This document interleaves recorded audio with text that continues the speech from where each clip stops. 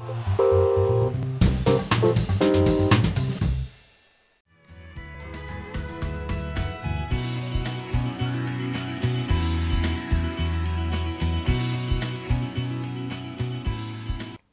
suis Magali Latry, avocat au barreau de Paris.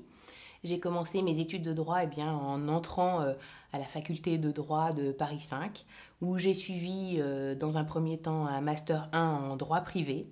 Puis ensuite, j'ai eu la chance d'accéder au master 2 de contentieux interne et international, où là, j'ai pu développer les matières qui m'intéressaient, c'est-à-dire que l'étude des procédures devant les différentes juridictions.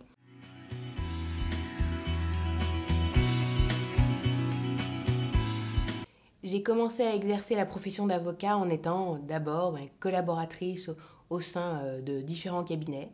J'ai commencé dans une petite structure, puis dans une plus grande structure, et au sein de ces différents cabinets, j'ai pu avoir la possibilité de traiter des dossiers et de me former à ce métier que j'avais choisi. Alors, on m'a donné la possibilité, bien sûr, de recevoir des clients, de traiter des dossiers du début jusqu'à la fin et d'aller plaider les dossiers pour l'intérêt des différents cabinets.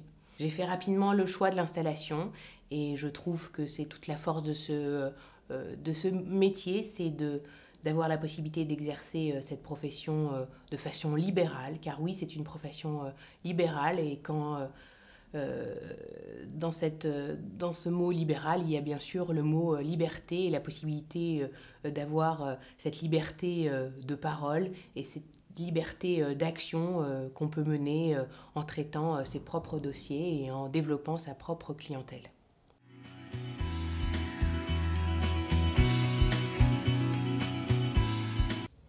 L'activité d'avocat, c'est aussi une activité de conseil. L'activité de conseil, ça consiste à conseiller différents types de clientèle. Moi, je conseille, de par ma pratique professionnelle, à la fois des entreprises et des particuliers. Conseiller des entreprises, c'est avoir comme interlocuteur des dirigeants, des directeurs juridiques, des directeurs administratifs et financiers, avec qui on analyse des problèmes, des difficultés, on analyse leurs problèmes juridiques pour essayer de trouver ensemble des solutions. Le tout étant d'essayer de trouver des solutions plus pragmatiques possibles et d'éviter les litiges, d'éviter d'accéder à un procès, de faire des actions ou des recours ou d'être dans le cadre d'accéder à cette partie contentieuse. Le deuxième type de conseil, c'est le conseil auprès des particuliers.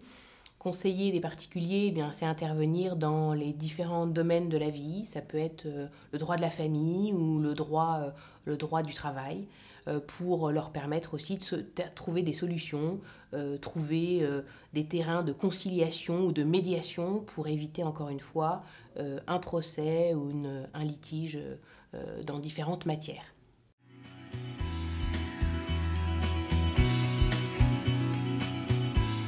La profession d'avocat, c'est aussi, bien sûr, exercer une activité de contentieux.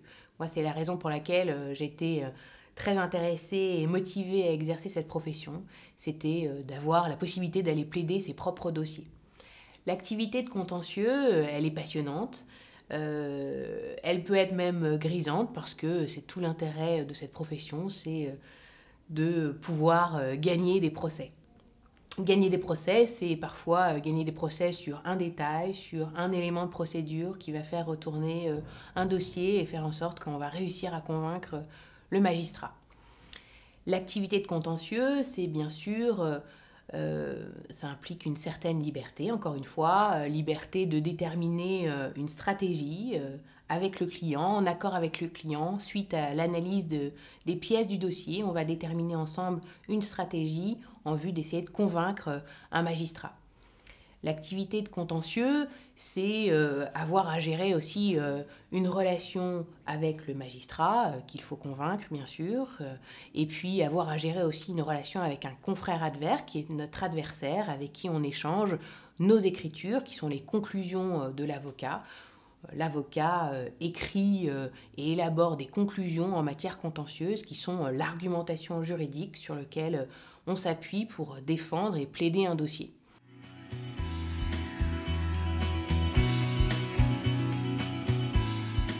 Pour conclure, être avocat, c'est d'abord aimer aider. Je pense que c'est une profession tournée vers les autres, donc il faut aimer aider à tout prix. Il faut aimer défendre et il faut aimer convaincre. Ce sont à mon sens les 3 clés pour exercer cette profession en étant heureux et épanoui de le faire.